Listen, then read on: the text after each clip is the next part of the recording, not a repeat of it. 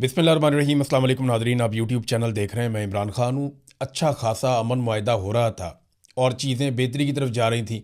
किस तरीके से डोनाल्ड ट्रंप ने सारे मामले को ख़राब कर दिया, आसिम मुनीर साहब की मेहनत कैसे ज़ाया हो गई, ये मैं आपको बताता हूँ अभी थोड़ी देर में। लेकिन सबसे पहले मैंने एक सर्वे करवाया था, क्योंकि आलमी सतह पे कुछ पाकिस्तान की रेलिवेंस बड़ी है और वो पाकिस्तान की वजह से बड़ी है और अमेरिका की वजह से भी बड़ी है, क्योंकि अमेरिका पाकिस्तान पे बहुत ट्रस्ट कर रहा है। दूसरा, पाकिस्तान इस खित्ते में एक ऐसा मुल्क है जो इस जंग का हिस्सा नहीं था, तो पाकिस्तान को ये मौका मिला कि पाकिस्तान जंग बंदी के लिए अपना किरदार अदा कर सकता है।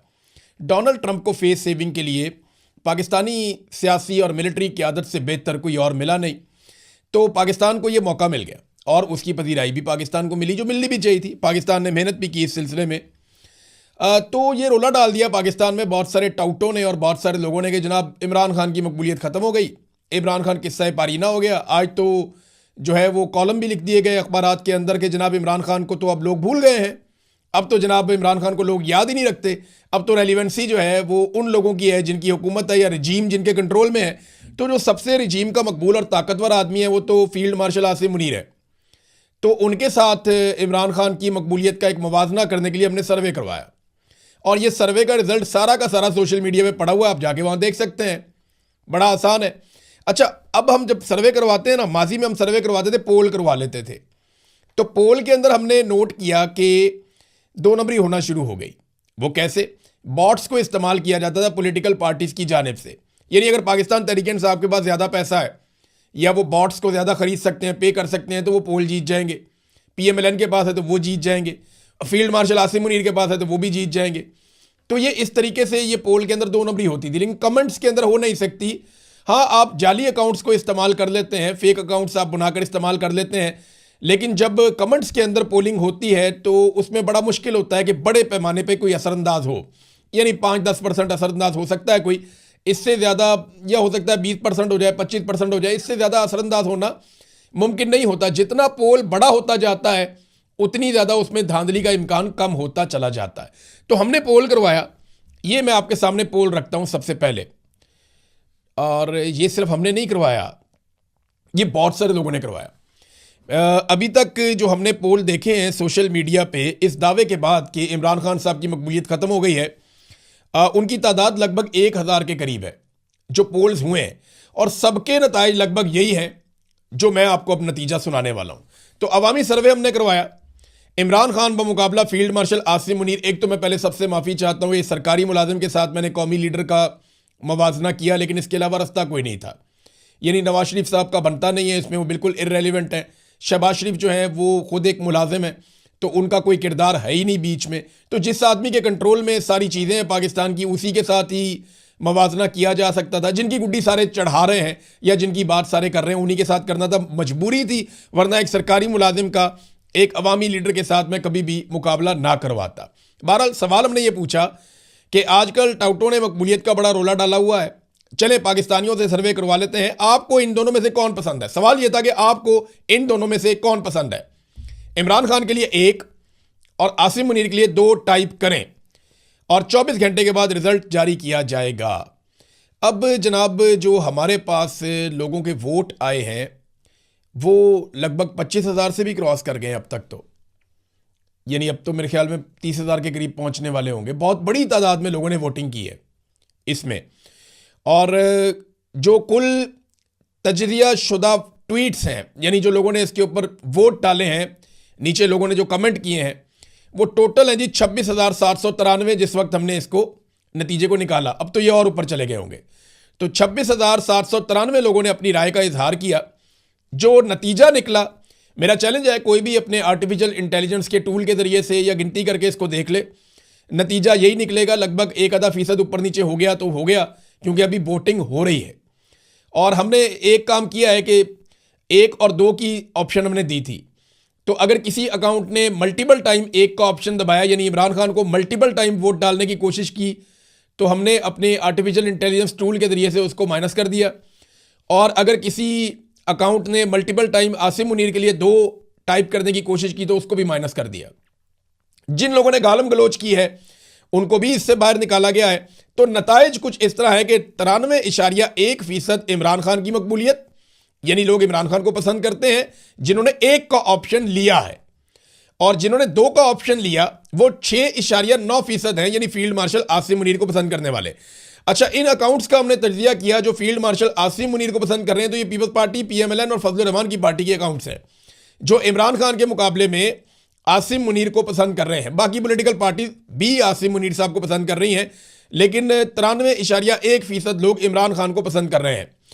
अल्फाज का इस्तेमाल, इसमें लफ्ज़ इमरान खान जितनी मरतबा टाइप किया गया जवाबात में वो 82.0% यानी 82% है, और ये इमरान खान का लफ्ज़ इस्तेमाल किया गया, और लफ्ज़ आसिम मुनीर जो इस्तेमाल किया गया वो 18% तक ये लफ्ज़ इस्तेमाल किया गया। 82% इमरान खान का लफ्ज़ बोला गया और 18% आसिम मुनीर का लफ्ज़ जो है वो टाइप किया गया। अच्छा जी, पाई चार्ट आप देख लें, इसमें आपको ये नज़र आ जाएगा, ये रेड वाला सर्कल का हिस्सा है ये इमरान खान को पढ़ने वाले वोट हैं, और ये जो ग्रे वाला सर्कल का हिस्सा है छोटा सा, ये आसिम मुनीर साहब को पढ़ने वाले वोट हैं। और जनाब नामों के तस्करे वाला भी आप ले लें पाई चार्ट, इसमें इमरान खान का नाम चाहे तनकीद के लिए लिया चाहे तारीफ के लिए लिया, और आसिम मुनीर का नाम चाहे तनकीद के लिए लिया चाहे तारीफ के लिए लिया, तो कितना रेलिवेंट है इमरान खान के 82% इमरान खान और 18% आसिम मुनीर। तो जनाब ये रिजल्ट था, ये मैंने आपके सामने रख दिया। अब आ जाए आप, यानी मैं ये तसल्ली करवाना चाहता हूं कि सरकारी मुलाजिम कभी भी पॉलिटिकल लीडर का मुकाबला नहीं कर सकता। ये ज़ियाउल हक बंदूक की नोक के ऊपर आकर बैठा हुआ था, अयूब खान ने बंदूक के बलबूते के ऊपर यहां पे रूल किया है, मुशर्रफ ने भी यही किया है। बाजुआ का नाम लेने वाला आज मुल्क में कोई नहीं है। आसिम मुनीर साहब जिस दिन रिटायर होंगे खत्म हो जाएंगे, कोई इनका पूछेगा भी नहीं। लियाकत अली खान को, जुल्फिकार अली भुट्टो को, फातिमा जिन्ना को, बेनज़ीर को लोग आज भी याद रखते हैं। नवाज शरीफ का नाम भी जिंदा रहेगा, मुशर्रफ का नाम नहीं रहेगा, ये हम अच्छी तरह जानते हैं। और आसिम मुनीर साहब का नाम भी ऐसे ही खत्म हो जाएगा जैसे जनरल बाजवा लैट्रीन में गिरे, कोई उनका नाम लेने वाला ही नहीं है, कोई उनका पूछने वाला ही नहीं है। हमें एक भी मैसेज नहीं आता कि यार पता करके बता दें कि क्या बना जनरल बाजवा का, वो जब से लैट्रीन में गिरे हैं तब से लेकर अब तक कुछ समझ नहीं आ रही कि उनका क्या बना। जबकि इमरान खान के बारे में मेरे रोजाना मैसेजेस आते हैं कि जनाब उनके बारे में अपडेट करें। मैंने जेल से, अडयाला जेल से कुछ अपडेट्स लिए हैं जो लोग गए थे, और ये अपडेट्स मैं आपके साथ शेयर करूंगा कि अडयाला जेल में क्या हुआ, किस तरह हुआ, ये मैं वीलॉग के आखिर में आपको बताता हूं। अब आ जाए कि डोनाल्ड ट्रंप ने किस तरीके से ये सारा मौका ज़ाया कर दिया डायलॉग्स का, और इस वक्त डोनाल्ड ट्रंप खित्ते में क्या कर रहा है। देखें, ईरान ने सीज़ फायर की हद तक, यानी जब तक सीज़ फायर का टाइम है तब तक आबनाए हुर्मुज़ को खोलने का ऐलान कर दिया था, मगर डोनाल्ड ट्रंप ने कुछ ऐसी हरकतें की जिनके बाद ये सारा कुछ दोबारा का टाइम में पड़ गया। 2 चीज़ें डोनाल्ड ट्रंप ने ऐसी की, एक उन्होंने कहा जी आबनाए हुर्मुज़ तो ईरान ने खोल दिए, हम उनका शुक्रिया अदा करते हैं, लेकिन हम अपना मुहासरा जारी रखेंगे, यानी जो ब्लॉकेज अमेरिका ने किया हुआ है वो जारी रहेगा। अब ईरान जो चीज़ मैदान जंग में नहीं हारा उसे मुज़ाकरात में कैसे हार दे। आसिम मुनीर साहब ने ईरान का दौरा किया, वो 3 दिन ईरान के दौरे पर रहे, वहाँ उन्होंने बड़ी मेहनत की, बड़ी कोशिश की, ईरान को वो एक लाइन तक ले आए कि जनाब इन चीज़ों के ऊपर हमारा एतमाद हो गया है, और इन बड़ा मुश्किल है कि अमेरिका के ऊपर ईरानी एतमाद करें। तो आसिम मुनीर साहब ने उनको बहुत सारे रास्ते दिखाए होंगे, बहुत सारी चीज़ें उनके साथ डिस्कस की होंगी, बहुत सारी कोशिश की होगी कि कुछ ना कुछ करके कोई अमन का रास्ता निकल आए। उन्होंने कोशिश की, लेकिन डोनाल्ड ट्रंप ने सारे किए किराए पे पानी फेर दिया। एक तो उन्होंने कहा जी मैं बाहर से ब्लॉकेज लगाऊंगा, ईरान ने कहा ठीक है तुम लगा लो बाहर से ब्लॉकेज, हम अंदर से आबनाए हुर्मुज़ को दोबारा बंद कर रहे हैं। ये उनका स्टेटमेंट पड़ा हुआ सबके सामने। दोबारा ईरान ने आबनाए हुर्मुज़ को बंद कर दिया, जो अफसोसनाक है, जो नहीं होना चाहिए था। ये देख लें आप, एसोसिएटेड प्रेस की रिपोर्ट है, उसके मुताबिक ईरान की जानिब से आबनाए हुर्मुज़ को मुकम्मल तौर पर खोलने के ऐलान के 24 घंटे से भी कम वक्त के बाद अमेरिका की जानिब से नाकाबंदी ख़त्म ना करने के बयान पर ईरान ने दोबारा पाबंदियां आयद कर दी हैं। ईरान की मुश्तरका फौजी कमांड ने दर्ज झेल बयान जारी किया है। आबनाए हुर्मुज़ का कंट्रोल अपनी साबका हालत पर वापस आ गया है, जो मुसल्लह अफवाज की सख्त निगरानी और कंट्रोल में रहेगा। और उसके बाद वहाँ पर जहाज़ तितर बितर हो रहे थे, यानी ये कन्फ्यूजन फैल गया, अब जाना किधर को है। जो जहाज़ आबनाए हुर्मुज़ से नहीं गुजरे थे वो वापस मुड़ गए, जो इधर निकल गए थे वो इधर निकल गए, और एक खलबली मच गई जहाज़ों के अंदर कि ये क्या हो गया। डोनाल्ड ट्रंप ने सिर्फ ये साबित करने के लिए कि मैंने ताकत के बलबूते के ऊपर आबनाए हुर्मुज़ को खुलवाया है और ये मेरी एक जंगी फतह है, जो मेज़ के ऊपर एक कामयाबी मिली थी, और ये पाकिस्तान की इसमें बड़ी मेहनत थी। जो कामयाबी पाकिस्तान ने बड़ी मुश्किल से हासिल की थी टेबल के ऊपर, वो डोनाल्ड ट्रंप ने बढ़के मार के ज़ाया कर दी। और लेकिन पाकिस्तान की सिचुएशन ऐसी ना, पाकिस्तान अमेरिका को कुछ कह भी नहीं सकता। तो इसके बाद जनाब डोनाल्ड ट्रंप ने जो दूसरी एक अजीबोगरीब बात कर दी, और ये बात करके मुझे लगता है डोनाल्ड ट्रंप ने अपने पांव पे कुल्हाड़ा मार दिया कि यूरेनियम को हम अमेरिका में ले आएंगे। ईरान ने कहा हमारे लिए यूरेनियम उतनी ही मुकद्दस है जितनी हमारी सरजमीन, तो हम तो नहीं दे रहे। अब इस तरह का स्टेटमेंट देने के बाद अगर ईरान अपनी यूरेनियम अमेरिका के हवाले कर देता है तो ये ईरान को थोड़ी मुश्किल पेश आएगी। यानी जितनी उन्होंने पोजीशन ले ली है, इस पोजीशन से पीछे हटना एक ऐसे मुल्क के लिए जिन्होंने शानदार लड़ाई लड़ी हो, वो बड़ा मुश्किल है। हाँ, ये ज़रूर हो सकता था कि ईरान कोई ऐसी निगरानी में दे देता यूरेनियम कि वो ईरान के अंदर ही मौजूद रहती और उसकी निगरानी होती रहती, और जो बाकी साइंटिस्ट हैं या IAEA का इदारा है उसके मैकेनिज्म के तहत यूरेनियम के ऊपर नज़र रखने का एक पूरा प्रोसीजर बन जाता। तो ये तो हो सकता था, इसका कोई ना कोई हल माजी में भी यही हो रहा था, ये आइंदा भी हो सकता था, और डोनाल्ड ट्रंप इसको अपनी कामयाबी भी करार दे सकता था। लेकिन डोनाल्ड ट्रंप ने गलती ये की कि डोनाल्ड ट्रंप ने कहा कि जनाब ये यूरेनियम तो मैं लेकर आऊँगा अमेरिका में, और ये भी कह दिया कि ईरान इसके ऊपर राज़ी हो गया है, और बीच में $20 अरब की एक बात भी आ गई। तो अब ये कह के डोनाल्ड ट्रंप फिर फंस गए, क्योंकि अब यूरेनियम अमेरिका में नहीं आती तो अमेरिकन उसको एक नाकामी समझेंगे, और यूरेनियम का डोनाल्ड ट्रंप के सामने हाजिर होना ये एक वॉर ट्रॉफी है जो डोनाल्ड ट्रंप लेना चाहेगा। अभी एक और स्टेटमेंट डोनाल्ड ट्रंप ने दिया है कि अगर ये यूरेनियम इस तरीके से नहीं आएगी तो फिर बहुत बुरे तरीके से आएगी, लेकिन हमारे पास आएगी। अब एक और सख्त स्टेटमेंट दे दिया। वैसे डोनाल्ड ट्रंप के बयानात को ज़्यादा लोग सीरियस लेते नहीं हैं, लेकिन ट्रंप ने एक और धमकी लगाई है कि शायद मैं जंगबंदी में तोसी ना करूं, चुनाचा आपके पास नाकाबंदी है और बदकिस्मती से हमें दोबारा बम गिराना शुरू करना पड़ेंगे। ट्रंप ने कहा जी हम दोबारा बम गिराएंगे। ईरान ने भी इसका जवाब दिया। ये जो आयतुल्ला मुश्तबा खामनाई हैं, नए सुप्रीम लीडर ईरान के, उनका भी स्टेटमेंट आया। उन्होंने कहा ईरानी बहरिया दुश्मनों को नई और तल्ख शिकस्त देने के लिए मुकम्मल तैयार है। ईरान की बहरिया दुश्मनों को शिकस्त देगी। ईरानी फ़ौज दीगर मुसल्लह फ़ौज के रुफ़का के शाना बशाना खड़ी है और दो बड़ी फ़ौजों से लड़ रही है। ईरानी फ़ौज ने इनकी कमज़ोरी और ज़िल्लत को दुनिया के सामने बेनकाब कर दिया है। इस्लामी जमहूरिया ईरान की फ़ौज बहादुरी से अपनी ज़मीन, समंदर और परचम का दिफा कर रही है। अब ये अपना दिफा करने के लिए खड़े हैं कि जनाब हम अपना दिफा करेंगे, हम किसी सूरत पीछे नहीं हटेंगे, और वो जो है वो इनको हराने पे बज़िद हैं कि जनाब आप हार तस्लीम करें और वॉर ट्रॉफ़ी हमारे हवाले करें। अब इस लड़ाई में नुकसान पूरी दुनिया का हो रहा है। पाकिस्तान ने अपने तौर पे बड़ी कोशिश की, भाग दौड़ भी की, सऊदी अरब गए, तुर्की गए, मुख्तलिफ जगहों पे कतर गए।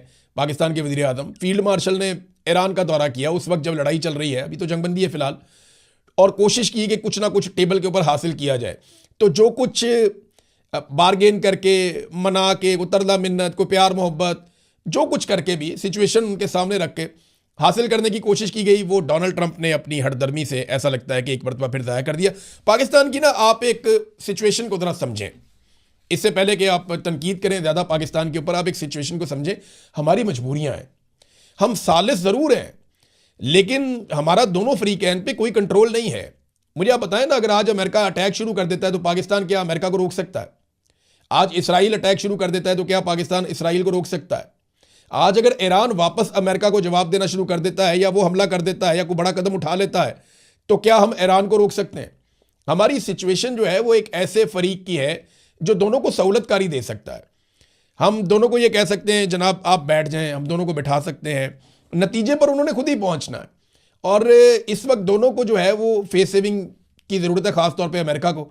अब अमेरिका जिस तरह की फेस सेविंग चाहता है, या डोनाल्ड ट्रंप को जिस तरह की फेस सेविंग चाहिए, वो अगर ईरान देता है तो ईरान के लिए वो एक बहुत बड़ी प्रॉब्लम है, क्योंकि उन्होंने अपना सुप्रीम लीडर आयतुल्ला अली खामनाई शहीद करवाया, उन्होंने अपना आर्मी चीफ, उन्होंने अपने बहुत सारे साइंटिस्ट, उन्होंने अपने बहुत सारे सियासतदान, अली लारजानी आपके सामने कितना मकबूल आदमी था ईरान के अंदर, ये सारे उन्होंने शहीद करवाए। और उनके वहाँ पे छोटी छोटी मेनाब स्कूल की बच्चियाँ शहीद हुई इस लड़ाई में, तो उनके लिए भी प्रॉब्लम बहुत बड़ा है। तो ये लॉक लगा रहेगा। यहाँ पे ना डोनाल्ड ट्रंप को कुछ थोड़ी सी लचक दिखानी पड़ेगी, लेकिन आपको ना नीयतों पे भी नजर रखनी पड़ती है ऐसे माहौल में, क्योंकि रशिया ने एक वार्निंग जारी की है। मॉस्को ने खबरदार किया। किस चीज से खबरदार किया, ये जरा आप देख लें। मॉस्को ने तेहरान को खबरदार किया, यानी अमेरिका के हवाले से ईरान को मॉस्को ने या रशिया ने उन्होंने खबरदार कर दिया। रशिया ने ईरान को बताया कि अमेरिका की मुमकिना फौजी हिकमत अमली से मुतालिक एक और वार्निंग जारी कर दी उन्होंने। जो दावा है वो ये है कि पेंटागन खित्ते में अपनी फौजी मौजूदगी तेजी से बढ़ा रहा है, जिसमें हज़ारों अहलकार, फ़िज़ाई असासे और बहरी जंगी जहाज शामिल है। इस खित्ते के अंदर अमेरिका लगातार अपनी फौजी ताकत को बढ़ाता चला जा रहा है। इस सारी नकलो हरकत का वक्त खित्ते में बढ़ती हुई कशीदगी और जंगबंदी की मुद्दत के खात्मे के साथ जुड़ा हुआ है, जिससे सूरत-ए-हाल मजीद हसास हो गई है। ट्रंप ने यह कहा भी है कि हो सकता है कि वो जंगबंदी में तोसी ना करे। अब इस वक्त एक और इतला ये पहुंची है कि जो रेड सी है, ये आप मैप देखते रहते हैं, अक्सर मैं आपको दिखाता हूं, रेड सी से पीछे चले गए थे अमेरिका के जंगी बेड़े और वो मेडिटेरेनियन सी के अंदर चले गए थे।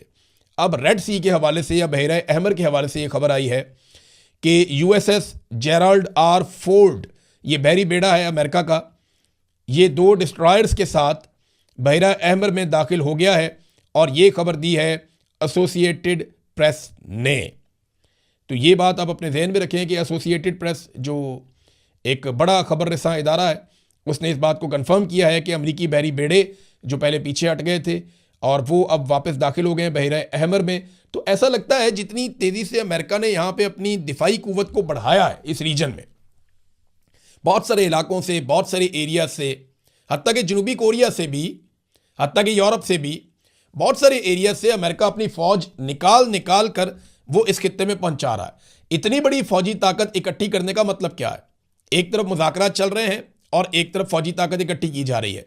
इसके 2 मकासद हो सकते हैं। नंबर 1, मुज़ाकरात में ईरान से बेहतर डील करने के लिए ईरान पे दबाव डाला जाए कि देखो हमारी कितनी बड़ी फौजी ताकत पहुंच गई है, अब हम बमबारी करेंगे, नहीं तो हमारी बात मान लो, ताकि एक बेहतर डील हो सके और अच्छी फेस सेविंग मिले डोनाल्ड ट्रंप को।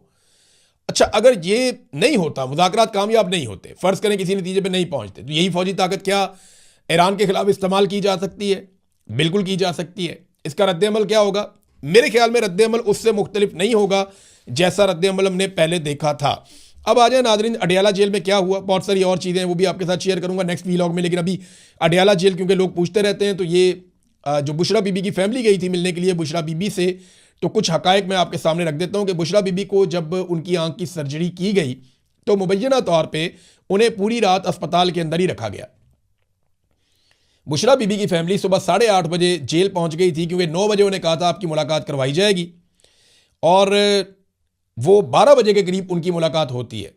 बुशरा बीबी जब उनसे मिलती हैं तो वो पूछती हैं कि आप लोग कब आए, तो वो बताते हैं हम सुबह 9 बजे आए। तो बुशरा बीबी उन्हें बताती हैं कि मुझे तो अभी सीधा अस्पताल से लेकर आ रहे हैं। यानी बुशरा बीबी को अस्पताल में जब उनकी आंख की सर्जरी की गई तो उनकी आंख के ऊपर एक पट्टी बांध दी गई थी। ये वहां से भी एक शख्स ने कंफर्म किया है कि मैंने देखा कि बुशरा बीबी की आंख पे पट्टी बंधी हुई है। तो उनकी आंख पे पट्टी बांधी गई, फिर बाद में पट्टी खोल दी गई और उन्हें वो एक काला चश्मा लगाया गया, और काला चश्मा उन्होंने पहना हुआ था उस मुलाकात के अंदर। और उन्होंने अपनी फैमिली को बताया कि इमरान खान की हालत बहुत ख़राब है, उनकी आंख बिल्कुल ठीक नहीं हुई, वो वैसे मजबूत हैं, वो डटकर मौजूद हैं, उनकी सेहत भी बाकी ठीक है, लेकिन हमारी आंख के साथ क्या हो रहा है हमें समझ नहीं आ रही। और बुशरा बीबी ने कहा कि मैं 10 दिन से शदीद दर्द का, मैं बार बार उन्हें कह रही थी कि मुझे शदीद दर्द हो रहा है, 10 दिन तक मैं उन्हें कहती रही, लेकिन उन्होंने तवज्जो नहीं दी। फिर एक सीनियर डॉक्टर आया, उसने मुझे देखा और फौरी तौर पे उसने वहाँ मौजूद डॉक्टरों को कहा कि इनको अस्पताल शिफ्ट करके ऑपरेशन करना पड़ेगा, इनकी आंख ज़ाया होने का खतरा हो गया। और फिर उसके बाद बुशरा बीबी को अस्पताल ले जाया गया, फौरी तौर पे उनकी आंख की सर्जरी की गई। और वो ये बता रही हैं कि हम बहुत तकलीफ़ में हमें रखा गया है, कैद तन्हाई में रखा गया है, हमें बहुत अजियत दी जा रही है, लेकिन हम सब्र कर रहे हैं, ये बुशरा बीबी ने कहा। अब बुशरा बीबी के हवाले से जो है वो एक और कोशिश की जा रही है। उनके वकला ने उनकी मेडिकल ग्राउंड जो अभी सूरत-ए-हाल पैदा हो गई है एक एमरजेंसी जैसी, इस बुनियाद पर भी जो 190 मिलियन पाउंड केस है उसमें बुशरा बीबी की ज़मानत के लिए दरख्वास्त दे दी है, और वो कोशिश कर रहे हैं कि उन्हें किसी तरह से बाहर निकाला जाए और वो अपने घर जाके वहाँ पे आराम करें। अब हालात ऐसे हैं नाज़रीन, केसों के अंदर क्या है वो आप भी जानते हैं, मैं भी जानता हूँ, सब जानते हैं, केस बनाने वाले भी जानते हैं ये केस क्या है, इनकी औकात क्या है। और ये उस तरह केस तो नहीं है कि कोई मनी लॉन्ड्रिंग कर रहा है, ये उस तरह केस भी नहीं है कि किसी ने कौमी खजाने के ऊपर डाका डाल दिया है, ये उस तरह केस भी नहीं है जिस तरह आप चपड़ासियों के अकाउंटों के अंदर से अरबों रुपए निकल रहे थे। यहाँ ऐसी कोई चीज़ नहीं है, यहाँ आपको कोई लंदन फ्लैट्स नहीं मिल रहे हैं, यहाँ कोई आपको मेफेयर के अपार्टमेंट्स नहीं मिल रहे हैं। ये वो केसेस नहीं है जिनके अंदर किक बैक्स और ये वो सारी चीज़ें। ये सिर्फ एक यूनिवर्सिटी बनी हुई है, अल-कादर यूनिवर्सिटी, और उसके लिए जो है वो एक फंड है और उसके अंदर वो भाग दौड़ कर रहे हैं, मिल कुछ भी नहीं रहा, एक जाली केस है। और इमरान खान के वकला बार बार ये कहते हैं कि जब भी ये केस आएगा मेरिट के ऊपर, ये हम 10 मिनट में उड़ा देंगे, ये मुझे अच्छी तरह याद है, फौज ने सबसे पहले इमरान खान पे एक केस बनाया था, लेकिन किसी के पास भी 4-5 सवालों के जवाब उस दिन भी नहीं थे, और उन सवालों के जवाब आज भी नहीं है। तो केस तो फारिग है, लेकिन हम सब ये जानते हैं कि जब मिलिट्री एस्टेब्लिशमेंट फैसला करती है किसी को अंदर डालने का, तो वो ऐसे ही करते हैं, केस हो या ना हो वो बंदा अंदर डाल देते हैं। अब तो खवातीन के ऊपर भी जुल्म कर रहे हैं और लगातार कर रहे हैं। अब तक के लिए इतने, अपना ख्याल रखिएगा, अपने इस चैनल का भी। अल्लाह हाफ़िज़।